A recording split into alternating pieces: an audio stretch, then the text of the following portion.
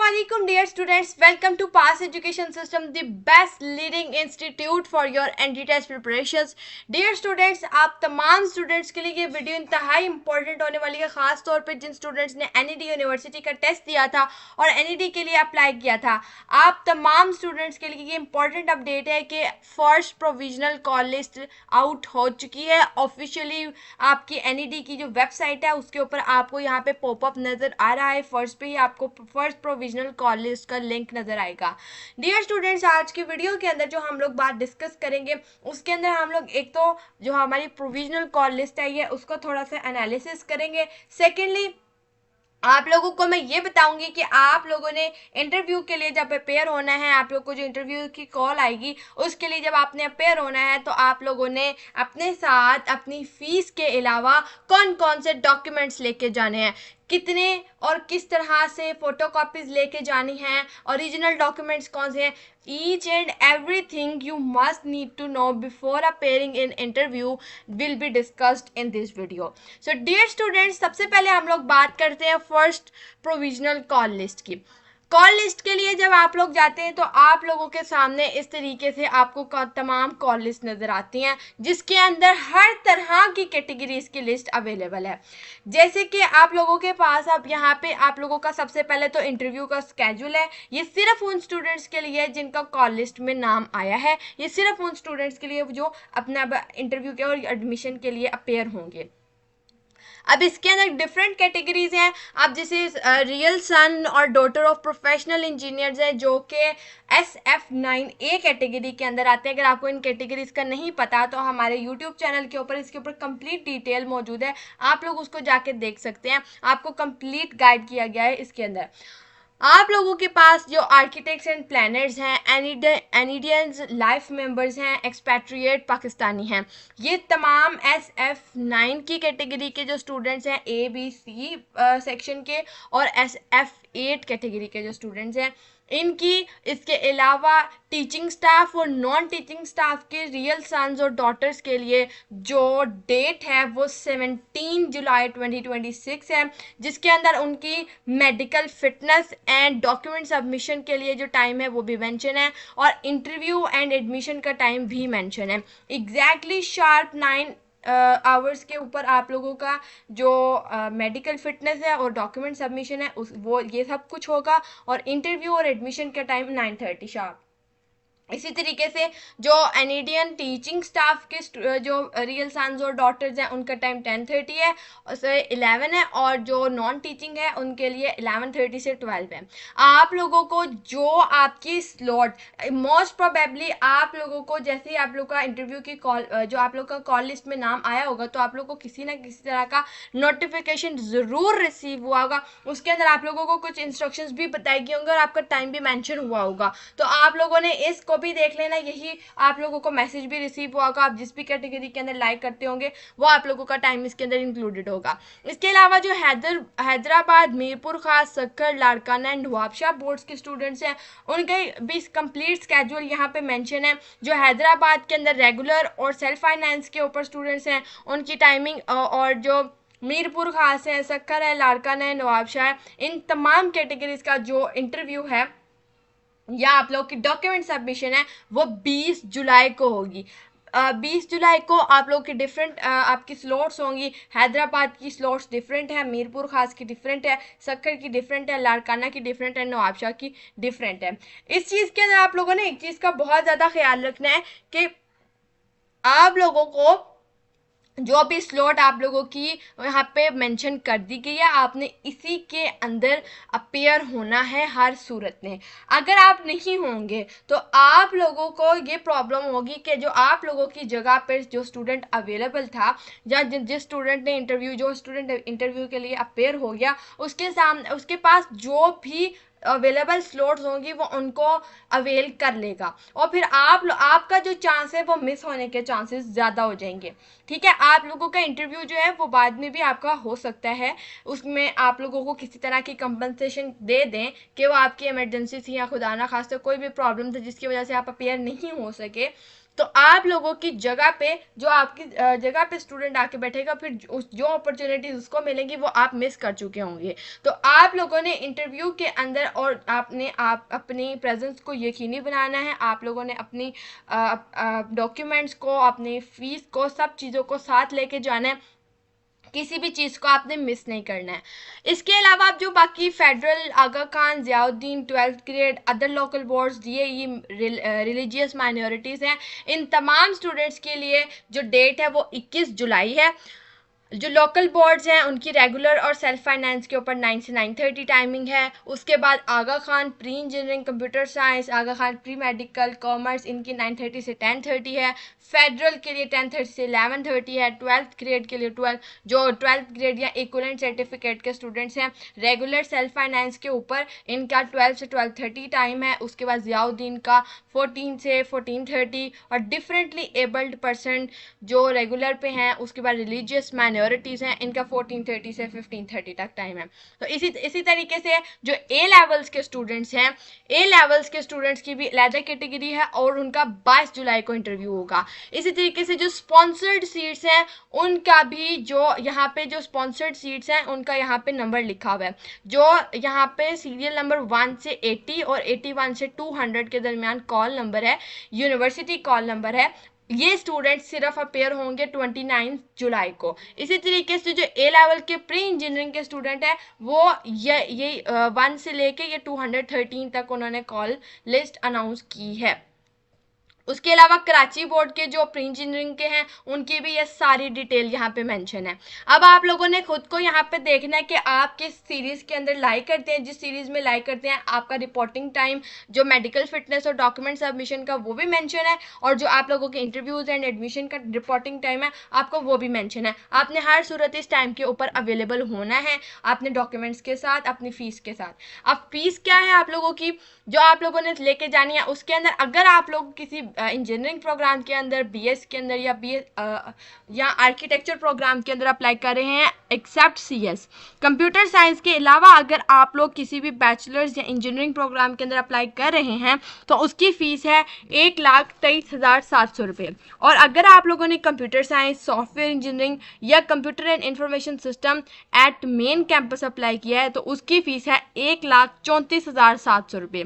और अगर आपने इसके टाइस्ट कैंपस के ऊपर अप्लाई किया तो उसकी फ़ीस भी है 1,34,700 रुपये। ये फ़ीस आपने कैश फॉर्म में लेके जानी है अपने डॉक्यूमेंट सबमिशन के लिए, ये ज़रूरी है। अगर आप लोग कहते हैं कि ये हमने फ़ीस अभी पे नहीं करनी, हम क्या बाद में कर सकते हैं, तो याद रखें अगर आप अपनी फ़ीस पे नहीं करेंगे आपका एडमिशन कंफर्म नहीं होगा। आपके डॉक्यूमेंट्स और आपकी फ़ीस बहुत ज़्यादा कंपलसरी है। अब यहाँ पे आप लोगों को रिक्वायर है आपके डॉक्यूमेंट्स भी। यहाँ पे मेंशन है कि ये एक प्रोविजनल कॉल लिस्ट है, admission will be offered as per list the university, however university reserve the right to make any revision or amendment or omission in the list. All candidates should ensure bringing the documents original or photocopy as mentioned in the admission schedule and chapter 4 of the undergraduate prospectus. Candidate without having original domicile and original part 2 mark sheet shall not be considered for the admission. अब आप लोगों को important document यहाँ पे उन्होंने वहाँ पे वाजे कर दी है कि अगर आपके ओरिजिनल डॉक्यूमेंट्स मौजूद नहीं होंगे या इंटरमीडिएट पार्ट 2 का रिजल्ट आपके पास ओरिजिनल फॉर्म में नहीं होगा तो आप लोगों का एडमिशन जो है वो कैंसिल हो जाएगा। अब यहाँ पे परेशान होने की ज़रूरत, अब हरगिज़ ये मतलब नहीं है कि पार्ट 2 का रिजल्ट अब आपके पास अगर नहीं है तो आपका एडमिशन नहीं हो सकता। आपके यहाँ पे माइंड में कंफ्यूजन आई होगी, आई एम श्योर, लेकिन यहाँ पे आपके पार्ट 2 का जब रिजल्ट आएगा ये उस वक्त की बात है। अगर आपका पार्ट 2 के रिजल्ट के अंदर अगर आपने वो प्रोवाइड नहीं किया, आपकी उसके अंदर सप्ली आ जाती है, तो अगर आपने हाफ सेमेस्टर पढ़ भी लिया ना फिर भी आपका एडमिशन कैंसिल हो जाएगा, क्योंकि जब तक आपका पार्ट 2 का रिजल्ट नहीं आ जाता आपका एडमिशन प्रोविजनल ही रहता है। नाउ लेट्स टॉक अबाउट कि आप लोगों के डॉक्यूमेंट्स कौन कौन से रिक्वायर्ड है। यहाँ पे आप लोगों के पास प्रोस्पेक्टस के अंदर चैप्टर 4 अवेलेबल है जिसके अंदर कंप्लीट डिटेल्स मौजूद है कि आप लोगों को कौन कौन से डॉक्यूमेंट्स रिक्वायर्ड हैं ओरिजिनल और फोटोकॉपी के अंदर। ओरिजिनल डॉक्यूमेंट्स के अंदर आप लोगों को सबसे पहले द मोस्ट इंपॉर्टेंट थिंग जो रिक्वायर्ड है, सिंध का डोमिसाइल, सिंध प्रोविंस का डोमिसाइल। अगर आपका सिंध का डोमिसाइल नहीं होगा तो फिर आप लोगों का एनईडी के अंदर एडमिशन पॉसिबल नहीं हो सकता, अनटिल एंड अनलेस कि आपने किसी और कैटेगरी के अंदर अप्लाई ना किया हो। देन सेकेंड नंबर पे आते हैं affidavit for non political activities. Non political activities के एफिडेविट का मतलब है कि आपने एक ऐसा स्टाम्प पेपर बनवाना है जिसके अंदर आप लोगों ने इस चीज को मेक श्योर करना है कि throughout your 4 years degree programme आप किसी भी पॉलिटिकल एक्टिविटी के अंदर इन्वॉल्व नहीं होंगे। और अगर आप ऐसा करते पाएंगे तो अपने इसी एफिडेविट के तहत आप लोगों का यूनिवर्सिटी ये राइट रिजर्व करती है कि आपका एडमिशन उसी टाइम कैंसिल कर सकती है। तो ये एफिडेविट आप लोगों ने एज अंडरटेक करते हुए देना होता है, तो ये बहुत ज़्यादा इंपॉर्टेंट होता है।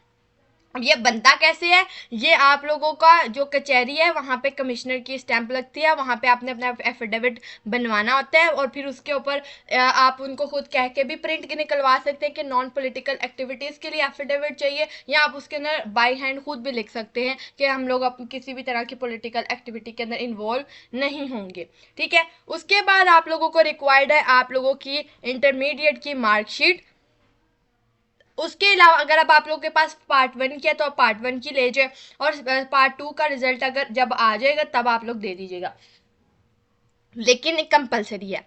उसके अलावा अगर आपकी मार्कशीट इंटरमीडिएट के डिप्लोमा के अलावा अगर आपका कोई और फॉरेन क्वालिफिकेशन है तो आप लोगों ने अपना इक्विवेलेंट सर्टिफिकेट जो कि आईबीसीसी से सर्टिफाइड हो वो अपनी ग्रेड शीट के साथ आपने प्रोवाइड करना है। अगर आपने हाफिज़ कुरान के ऊपर एप्लीकेशन प्रोसेस करते हुए आप लोगों ने अपने हाफिज़ कुरान के कैटेगरी को सिलेक्ट किया था, अपना हाफिज़ कुरान का सर्टिफिकेट भी देना है। अगर आप लोगों ने किसी दूसरे बोर्ड से कराची के अलावा किसी बोर्ड से अगर आप लोगों ने माइग्रेशन की है तो उसका आपको को माइग्रेशन सर्टिफिकेट भी चाहिए होगा। तो ये तमाम चीज़ें आप लोगों को ओरिजिनल फॉर्म में चाहिए होंगी, एंड यहाँ पे मेंशन है क्लियरली कि ये ओरिजिनल डॉक्यूमेंट्स आपके यूनिवर्सिटी रख लेगी अपने पास। इसके अलावा आप लोगों ने अपने ओरिजिनल डॉक्यूमेंट्स के साथ दो अटेस्टेड फोटो कॉपीज भी लेके आनी है डॉक्यूमेंट्स की। ये तमाम डॉक्यूमेंट्स जो आपको मैंने ऊपर यहाँ पे बताया, इन तमाम डॉक्यूमेंट्स की आप लोगों ने अपनी दो अटेस्टेड फोटो कॉपीज करवानी है। अब अटेस्टेड फोटो कॉपीज का मतलब है कि किसी भी 17 या 18 ग्रेड के ऑफिसर की स्टैंप लगी होनी चाहिए आप लोगों के फोटो कॉपीज वाले डॉक्यूमेंट्स के ऊपर। आप लोगों की जो मैट्रिक की मार्कशीट है उसकी भी 2 फोटो कॉपीज चाहिए। जो एडमिशन के टाइम पे आप लोगों का एडमिट कार्ड आया था उसकी 2 फोटो कॉपीज चाहिए। CNIC और बी फॉर्म चाहिए। इसके अलावा 2 अदद आपको फोटोग्राफ्स चाहिए अपने पासपोर्ट साइज के। ठीक है, और ये जो आप लोगों ने यहाँ पे एक चीज का बहुत बहुत बहुत बहुत ज्यादा ख्याल रखना है कि आप लोगों के ओरिजिनल डॉक्यूमेंट्स यूनिवर्सिटी अपने पास रखेगी, और जब आपकी डिग्री कंप्लीट होगी 4 साल की उसके बाद आपको आपके ओरिजिनल डॉक्यूमेंट्स दिए जाएंगे। या खुदा ना खास्ता आपकी अगर डिग्री टर्मिनेट हो जाती है ड्यूरिंग योर स्टडीज किसी भी वजह से, तो तब आपके डॉक्यूमेंट्स आपको सिर्फ वापस मिल सकते हैं। इस दौरान में अगर आप लोगों को अपने डॉक्यूमेंट्स वापस चाहिए हुए तो आप लोगों को विड्रॉ करवाने होंगे थ्रू एप्लीकेशन प्रोसेसेस, और उसके लिए आप लोगों को उसकी कोई फीस वगैरह भी पे करनी होगी एज पर यूनिवर्सिटी पॉलिसी। ये आपको एडमिन से पता चल जाएगा उस टाइम पे। लेकिन मैं यहाँ पे आप लोगों को एक चीज़ बताना चाहती हूँ कि जब आप अपने ओरिजिनल डॉक्यूमेंट्स किसी भी यूनिवर्सिटी के अंदर ड्रॉप करने जा रहे हैं तो इससे पहले आप मेक श्योर कर लें कि आपने इन तमाम ओरिजिनल डॉक्यूमेंट्स की एटलीस्ट 20 फोटो कॉपीज करवा के एक अपना फाइल फोल्डर बना लें जिसके अंदर आप लोग अपने ये तमाम एकेडमिक ओरिजिनल डॉक्यूमेंट्स भी रख सकें और फोटो कॉपीज भी रखें। 4 साल बाद भी आपको आपके डॉक्यूमेंट्स वापस मिलने हैं, उनको ध्यान से रखना होता है। तो आप लोगों ने उनकी 20 एटलीस्ट फोटो कॉपीज करवा बनवा के अपने पास रखनी है। ये फोटोकॉपीज आपको बहुत ज़्यादा ज़रूरत पड़ती है जब आपकी 4 साल की डिग्री के दौरान आपको कहीं भी अप्लाई करना पड़ता है, आपकी किसी तरह की गवर्नमेंट की स्कीम आ जाती है, तो उसके अंदर अप्लाई करने के लिए जो आप लोग को डॉक्यूमेंट्स चाहिए होते हैं, सब आप लोगों के पास ओरिजिनल डॉक्यूमेंट्स मौजूद नहीं होते हैं। तो वहाँ पे एज बैकअप प्लान आप लोग उन डॉक्यूमेंट्स को सॉफ्ट फॉर्म में भी एक पीडीएफ बना के अपनी ईमेल पे खुद को ही फॉरवर्ड कर दें। उसके अलावा उन डॉक्यूमेंट्स की एटलीस्ट 20 फोटोकॉपीज अपने पास रखें हार्ड फॉर्म के अंदर। वो आपको बेशक किसी काम आए ना आए, लेकिन आपके पास हर सूरत होने चाहिए, क्योंकि यूनिवर्सिटी ने आपको ओरिजिनल डॉक्यूमेंट्स बार बार विड्रॉ करके नहीं देने हैं, वो सारे आपके यूनिवर्सिटी के रिकॉर्ड में जा चुके होते हैं। ठीक है, यहाँ पे उन्होंने लिखा हुआ है applicants are advised that they should retain sufficient number of attested photocopies of their documents or certified as the original are not likely to be returned during this period of the study at the university। अब अगर आप लोगों को पता है कि जो ये अटेस्टेशन के लिए फोटोकॉपीज होती है ना, ये बहुत मुश्किल, मतलब अटेस्टेड करवाने के लिए भी डॉक्यूमेंट्स को ना आपको किसी ऑफिसर के पास जाना पड़ता है। तो आप लोग जाहिर आप हर दफ़ा तो नहीं जाएंगे ना। अब आप लोगों ने जो यूनिवर्सिटी को देना है अटेस्टेड फोटोकॉपी, वो आप एक दफ़ा अटेस्टेड करवा के उसकी भी कॉपीज करवा के, बेशक 10 कॉपीज आप अटेस्टेड बना के रख लें, 10 कॉपीज नॉन अटेस्टेड रख लें, ताकि आपको किसी भी तरह से ज़रूरत पड़ती है अटेस्टेड की पड़ती है आप अटेस्टेड निकाल के दे दें, आपको सिंपल की जरूरत पड़ती है आप सिंपल निकाल के दे दें। लेकिन जो डॉक्यूमेंट्स अब आपने यूनिवर्सिटी को दे दिए ना, वो दोबारा आपके पास वापस नहीं आएंगे अनटिल एंड अनलेस कि आपका एडमिशन कैंसिल ना हो जाए, टर्मिनेट ना हो जाए डिग्री, या फिर आप लोगों की डिग्री कंप्लीट हो जाए। उसके बाद ही किसी कोई पॉसिबिलिटी है कि आपको आपके डॉक्यूमेंट्स वापस मिले, चाहे वो अटेस्टेड हो चाहे वो ओरिजिनल हो। तो आप लोगों ने अपनी जिम्मेदारी के ऊपर ये सारे डॉक्यूमेंट्स ड्रॉप करने हैं अपने। ठीक है, इसके अलावा यहाँ पे कुछ कैटेगरीज भी आती हैं जिसकी बेसिस पे अगर आपने अप्लाई किया हुआ है तो फिर आपको थोड़ा सा ये इसके लिए जहमत करनी पड़ेगी। अगर आप लोगों रियल सन और डॉटर्स के एनईडीएन लाइफ मेंबर्स के रियल सन और डॉटर हो, तो आपको एनईडीएन मेंबरशिप कार्ड के अपने डॉक्यूमेंट्स के साथ साथ अपना एनईडी मेंबरशिप कार्ड भी देना होगा। प्रोफेशनल इंजीनियर्स ऑफ सिंध हो तो आप लोगों को engineering degree of the parent and proof of valid registration with PEC, आप लोगों को वो प्रूफ भी देना होगा। आपको अगर आप प्रोफेशनल आर्किटेक्ट्स एंड प्लानर्स के रियल सन और डॉटर हो तो आप लोग को उनकी डिग्री और उनके पीईसी के साथ Pakistan council of architect and town planners के साथ जो उनकी वैलिड रजिस्ट्रेशन का प्रूफ है वो देना होगा। अगर आप लोग रियल सन और डॉटर ऑफ एक्सपैट्रिएट पाकिस्तानी है तो आप लोग को national identity of overseas Pakistani along other document submit करवाना होगा। आउटस्टैंडिंग स्पोर्ट्समैनशिप के लिए आप लोग को स्पोर्ट्स टेस्टिमोनियल सबमिट करवाना होगा। Candidates having passed qualifying examination from foreign board must submit relevant documents to establish their date of birth. Candidates for category regular 1F are required to submit the certificate of disability from the Department of Empowerment of Person with Disability, Government of Sindh। ये तमाम चीज़ें अगर आप इन categories के अंदर like करते हैं तो आप लोगों को सबमिट करवानी होंगी।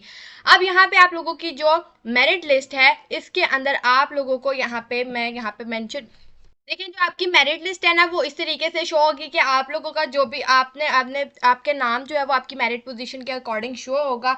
आपकी मेरिट पोजीशन यहाँ पे कॉल नंबर के नाम से मेंशन है, साथ में आपका रोल नंबर मेंशन है, नाम मेंशन है, फादर नेम मेंशन है। आपका जैसे ही इस लिस्ट के अंदर जहाँ पे भी नाम आएगा उसकी कैटेगरीज यहाँ पे मेंशन है, आपने उन कैटेगरीज के अकॉर्डिंग और ऊपर इस कैटेगरीज के अंदर या जो जिन स्टूडेंट्स का नाम इस लिस्ट के अंदर मौजूद है वो स्टूडेंट्स अपने इस टाइम के अकॉर्डिंग जो यहाँ पे मेंशन है इस टाइम अकॉर्डिंग अपेयर होंगे अपन यूनिवर्सिटी के अंदर इंटरव्यूज के लिए और डॉक्यूमेंट सबमिशन के लिए। अब यहाँ पे जिन स्टूडेंट्स ने रेगुलर और सेल्फ फाइनेंस के अंदर अप्लाई किया है वो रेगुलर की फीस भी सबमिट करवाएंगे और सेल्फ फाइनेंस की फीस अलहदा से होगी जो उनको सेल्फ फाइनेंस की पॉलिसी के अकॉर्डिंग सबमिट करवानी होगी। सेल्फ फाइनेंस की और रेगुलर की जो कैटेगरी इसका फीस स्ट्रक्चर या जो भी इसका क्राइटेरिया और पॉलिसी है वो आप लोगों को हमारे यूट्यूब चैनल पर वीडियो मिल जाएगी जिसके अंदर आपको कंप्लीट डिटेल्स के साथ समझाया गया है, वो आप लोग देख सकते हैं। अब आप लोग को में से जो स्टूडेंट्स भी, जिन स्टूडेंट्स ने भी रेगुलर कैटेगरी के अंदर और सेल्फ फाइनेंस के अंदर और स्पॉन्सर तीनों में अप्लाई किया, they are the most secured one. और अगर आपने सिर्फ रेगुलर के अंदर अप्लाई किया हुआ है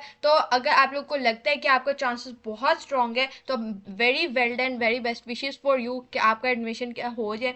लेकिन आप लोगों में से जिन स्टूडेंट्स ने सेल्फ फाइनेंस और स्पॉन्सर के अंदर अप्लाई किया है, ये यस आप लोगों का यहाँ पे क्वेश्चन जरूर होगा कि सेल्फ फाइनेंस और स्पॉन्सर के अंदर क्या अगर हम लोग फीस इतनी ज़्यादा सबमिट करवा दें तो उसके बाद क्या हमारी वो रिटर्न हो जाएगी? यस, आप लोगों की रेगुलर और जो आपकी सेल्फ फाइनेंस या स्पॉन्सर के अंदर जो आपकी फीस सबमिट होती है उसके अंदर आपकी सेल्फ फाइनेंस और स्पॉन्सर की तो आपकी वापस हो जाती है, लेकिन रेगुलर के अंदर जो आपकी एडमिशन फीस होती है वो आपकी एडमिशन फीस वापस नहीं होती है। एडमिशन फीस कभी भी रिफंड नहीं होती है, सिर्फ सेमेस्टर फीस रिफंड होती है। ये रिफंड पॉलिसी का हिस्सा होती है, आप लोग इनकी रिफंड पॉलिसी को भी पढ़ सकते हैं। यहाँ पे आप लोगों ने जिस भी कैटेगरी के अंदर अप्लाई किया होगा आपका मेरिट स्कोर के साथ आपकी टेस्ट वेटेज और आपकी इंटरमीडिएट की वेटेज जो है वो यहाँ पे मेंशन होगी। आप लोग अपने मेरिट को भी देख सकते हैं और अपनी कैटेगरीज को भी देख सकते हैं। And I wish you all the students who appeared in the NED test best wishes for your interviews and document submission process. I wish कि आपका कोई भी इसके अंदर प्रॉब्लम ना हो, क्योंकि बहुत सारे स्टूडेंट्स के किसी ना किसी तरह की मिस्टेक की वजह से कुछ प्रॉब्लम हो जाते हैं। तो आई विश कि आप में से किसी स्टूडेंट को भी ऐसा प्रॉब्लम फेस ना करना पड़े, क्योंकि यूनिवर्सिटी के अंदर जब आपके किसी इस तरह के भी डॉक्यूमेंटेशन का ज़रा सा भी इशू हो जाए तो उसकी वजह से आपको जो आपने सुबह से ख्वारी की होती है वो आपकी डबल हो जाती है। तो इससे बचने के लिए आप अपने डॉक्यूमेंट्स पूरे कर लेकर जाएं, अपनी टाइम के ऊपर अपनी प्रेजेंस को मेक श्योर करें, पंक्चुअल रहें, अपने टाइम के ऊपर पहुंचे, अपने गिवन डेट एंड स्लॉट के अंदर टाइम पे पहुंच जाए, ताकि किसी भी सूरत में आपका एडमिशन जो है वो मिस होने के चांसेस ना हो। इसके अलावा डियर स्टूडेंट्स, अगर आप लोगों में से कोई ऐसा स्टूडेंट है खुदा ना खास्ता जिसको लगता है कि उसका एडमिशन इस साल 2026 सेशन के अंदर नहीं हो सकता, या आपको लगता है कि एनईडी के अंदर अभी पॉसिबल नहीं है, मेहरान की भी लिस्ट लग चुकी है, अगर आपका वहाँ पे भी नाम नहीं आया तो आप लोगों के पास एक और ऑप्शन मौजूद है, वो है कराची यूनिवर्सिटी। कराची यूनिवर्सिटी साल में अपने 2 दफ़ा एडमिशन ओपन करती है। एक दफ़ा वो मॉर्निंग के लिए अलहदा से करती है, उसका एक अलहदा से स्लॉट स्टार्ट होता है, एडमिशन प्रोसेस स्टार्ट होता है, और इवनिंग के लिए अलहदा से होते हैं। तो बहुत ज़्यादा ब्रिलियंट चांसेस होते हैं जिन स्टूडेंट्स ने जो एनईडी या मेहरान यूनिवर्सिटी के अंदर नहीं कर पाए होते हैं, उसकी बड़ी वजह ये भी होती है कि आपके पास टाइम कम होता है और बहुत सारे और टेस्ट भी होते हैं। तो आप लोगों के पास अब ये बर्डन कम हो जाएगा, तो जो स्टूडेंट्स कराची यूनिवर्सिटी के अंदर अप्लाई करेंगे उनके अंदर उनके बहुत ज़्यादा ब्रिलियंट चांसेस बन जाएंगे कराची यूनिवर्सिटी के एडमिशन के। या आप लोग अपना एडमिशन अब 2027 सेशन की तरफ पोस्टपोन कर रहे हैं तो आप लोगों के पास एजुकेशन सिस्टम का बैच 1.0 बहुत ज़्यादा हेल्पफुल रहेगा। हमने ये बैच डिज़ाइन किया है उन तमाम स्टूडेंट्स के लिए जो कराची साइड पे किसी भी यूनिवर्सिटी के अंदर एडमिशन लेना चाहते हैं, एनईडी, मेहरान यूनिवर्सिटी, आईबीए, या फिर आप लोग नस्ट के कराची कैंपस के लिए प्रिपरेशंस करना चाहते हैं, या फिर आप लोग फास्ट के कराची कैंपस के लिए अप्लाई करना चाहते हैं, या इसके अलावा भी स्टूडेंट्स अगर हैं तो उन तमाम स्टूडेंट्स जो भी इस वक्त अभी सेकेंड ईयर में मौजूद हैं, या स्टूडेंट्स गैप ईयर लेने का सोच रहे हैं, या स्प्रिंग सेशन की तरफ जाने का सोच रहे हैं, तो ये बैच उन तमाम स्टूडेंट्स के लिए डिज़ाइन किया गया है। स्प्रिंग सेशन के लिए भी तमाम डिटेल्स हमारे यूट्यूब चैनल के ऊपर अवेलेबल हैं, फॉल के लिए भी। डियर स्टूडेंट्स, हमारे बैच में आप लोगों को मिलेंगे daily live lectures, recorded lectures, practice booklets, practice test series, full length mock test series. And the good news इसके इस बैच की डेडलाइन एक्सटेंड हो चुकी है अप टू 20 जुलाई। अगर आप लोगों ने अभी तक इस बैच के अंदर इनरोलमेंट नहीं लिया तो मेक श्योर करें कि 20 जुलाई से पहले इनरोलमेंट ले लें। इस नंबर पे व्हाट्सएप नंबर पे कांटेक्ट करके आप लोग बैच की डिटेल्स ले सकते हैं। डियर स्टूडेंट्स, अल्हम्दुलिल्लाह by the grace of Allah Almighty हमारे बैच के स्टूडेंट्स बहुत ज़्यादा ब्रिलियंट स्कोर्स लेकर आते हैं हर साल हर तरह के यूनिवर्सिटी कैंडिडेट्स के अंदर। तो अगर आप लोग भी इस तरीके से अच्छा स्कोर करना चाहते हैं किसी भी पाकिस्तान की टॉप यूनिवर्सिटी के अंदर, तो आप लोग को जो स्क्रीन के ऊपर नंबर शो हो रहा है इस पर कॉन्टैक्ट करके आप लोग बैच की डिटेल्स ले सकते हैं। दुआ में याद रखिएगा। आई wish you all the very best wishes for your admission process. Allah.